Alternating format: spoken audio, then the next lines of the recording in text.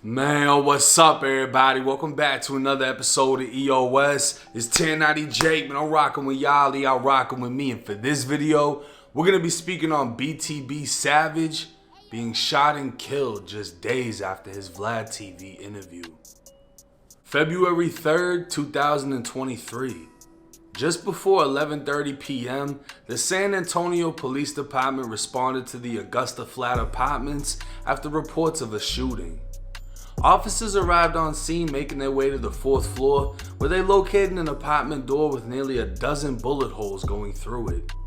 Inside the apartment, a man lay dead in a pool of his own blood. He was identified as 34-year-old Omar Richardson, a convicted felon who just recently was released from federal prison after a 33-month sentence for distributing marijuana with a Draco. He was on federal supervision at the time of his death.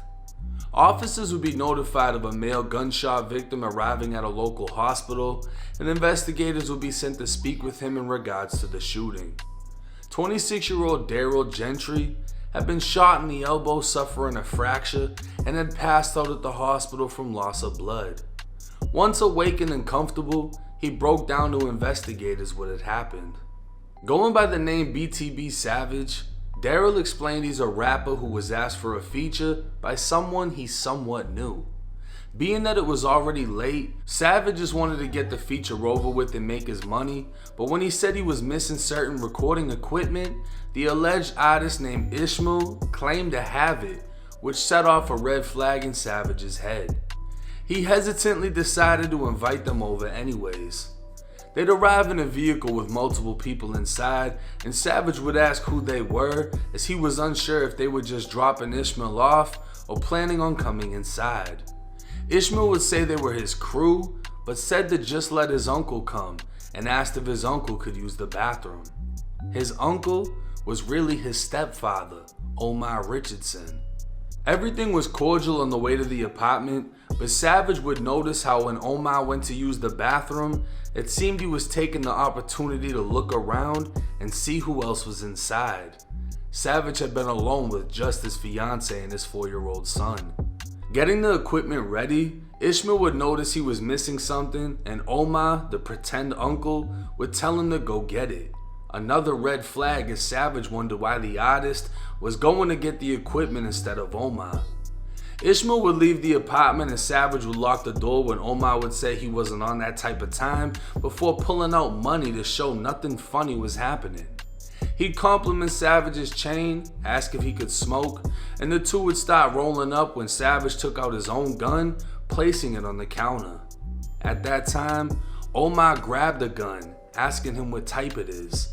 Savage would tell him he's making him uncomfortable and ask for the gun back when Omar turned the gun on him, pulled his own gun out, and aimed the second gun at Savage's fiance, who was sitting on the couch. He demanded the money Savage was seen flexing on Instagram and demanded his jewelry. Savage would go to take off his chain when Omar moved in, and Savage wrapped up while the two wrestled to the ground as a shot went off.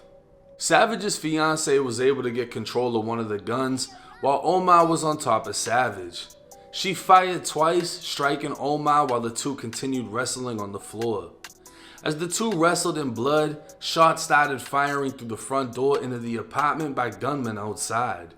His fiance would fire 2 shots back out the door when Savage told her to shoot Omar again. She'd aim, fire, and strike Savage in the elbow, fracturing his bone while his arm went limp. She'd shoot Omar again as the bullet wounds now started to take a toll on his dying body as he tried to get up only for his legs to buckle. He'd then crawl while Savage placed his hand over Omar's, firing the gun to empty out the ammo. Once Omar realized he was defeated, he started begging for his life. Savage would take his sleeping son and fiance from the apartment, leaving Omar to die as they made their way to the hospital. Investigators would tell Savage they were ruling the shooting as self-defense, and behind the scenes, a relative of Omar's would reach out to Savage, telling him his brother was in the wrong for what he did, especially with Savage's son being home. He'd further state there was no beef and they were willing to accept the loss, and it would seem things would be able to move forward without consequence, until social media lit a fire that couldn't be put out. Vladtv would get in contact with BTB Savage for an interview, and according to a source close to BTB, had to somewhat convince him to do the paid interview by promising how viral he'd become and saying he'd promote the mixtape. Those close to Savage, especially family, warned him to leave it alone.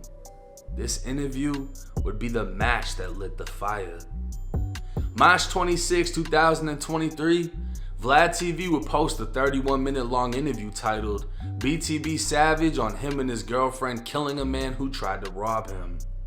With the views rising, BTB saw how much he could capitalize off the situation, and 2 days later, posted a picture of himself standing in the dry blood from the crime scene with a caption reading, "Fast forward to death day, make him meet his maker. Broke, beefing, make his mama throw a fundraiser." BTB was now mocking the death of Omar, who he technically didn't even kill, and Omar's family didn't hesitate to respond.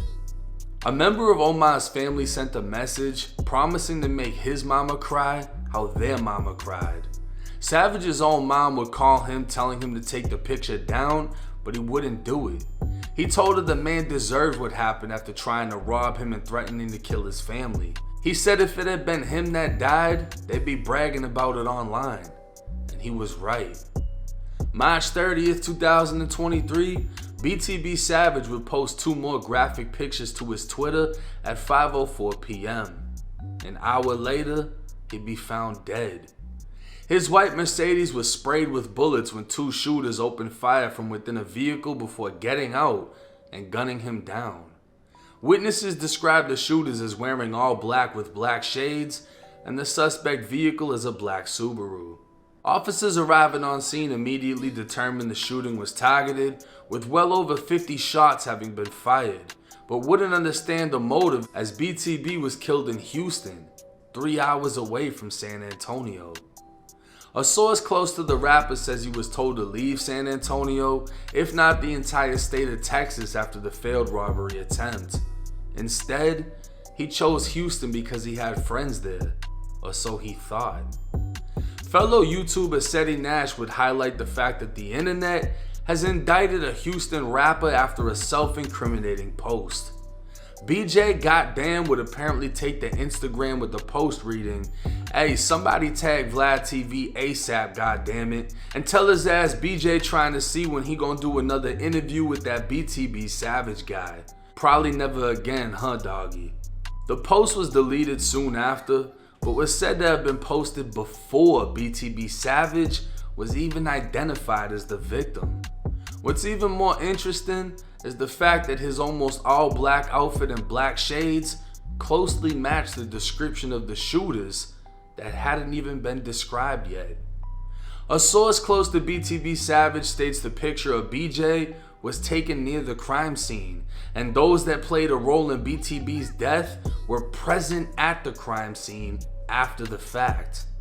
It's also alleged that one of BTB's own friends who had a key to where he was staying let one of the men involved in the murder into the apartment, where they stole all of BTB's clothes, money, and jewelry. A family member of Omar would take to Facebook saying, "We having a block party tonight," followed by Bank of America sent that hit. They got tired of him taking their money. The same source that provided me with information for this video has told me law enforcement received all the video evidence from the attempted robbery incident involving Omar. There is even more evidence involving BTB Savage's murder, which is now being investigated by the feds, and arrest can be expected soon. 26-year-old BTB Savage, or Daryl Gentry, was a rapper who portrayed to be a scammer, but in all actuality lived a very different life.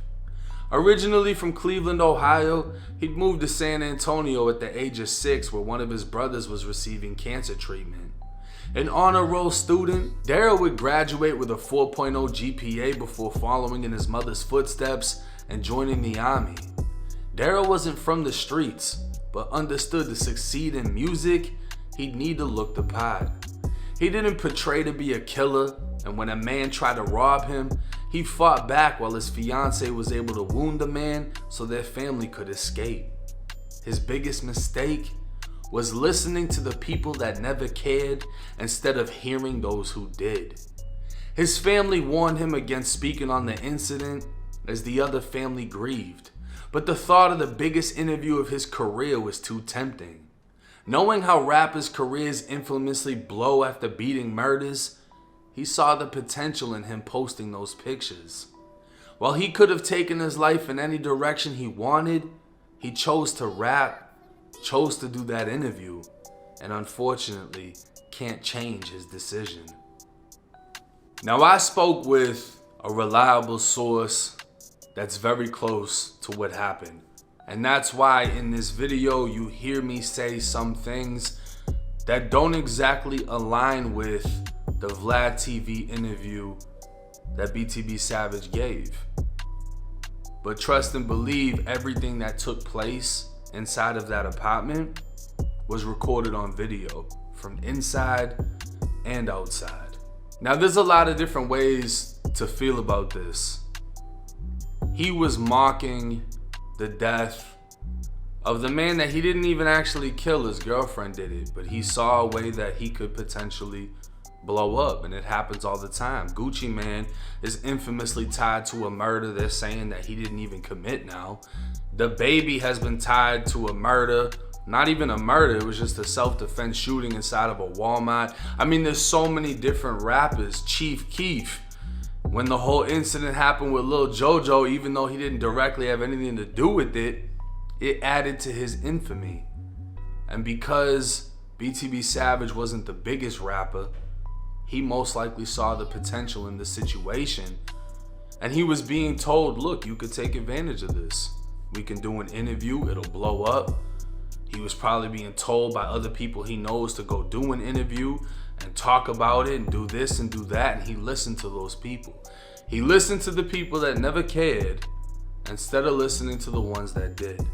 And I'm not blaming Vladtv in any way, shape, or form. I want to make that clear. I said he got killed days after the interview because that's exactly what happened. I said the family was infuriated by the interview because that's exactly what I'm told by a source close to the situation is exactly what happened. Vlad was doing his job and offering whatever he offered. Hey, come on my platform and talk about this. And people pointed out he never even asked him about the music. I mean, he can ask whatever the fuck he wants to ask. It's his platform. At the end of the day, I'm pretty sure we all know why he was given the opportunity to go up there. Now, could he have done the interview without the pictures? Yeah, but he made that decision as well. Now, as far as the rapper posting, hey Vlad, ask him to do an interview again and all that, I don't even know what to think. If he ends up getting booked for that, that's you played, you know what I'm saying? And if he doesn't get booked for it and was just clout chasing the situation, that in itself is just another thing that's like weak, you know? You got some people that will actually be involved in shootings and murders and try to benefit off of it. And then you got people that ain't even involved that try to involve themselves for the fame, for the clout, and for the attention. But drop y'all thoughts in the comment section. I'm gonna have BTB Savage's mother's Cash App in the comment section. If anybody would like to donate, the donations are gonna be going to his 4-year-old son that's been left behind. But hey, it's 1090 Jake. I'm rocking with y'all, y'all rocking with me. Till next time.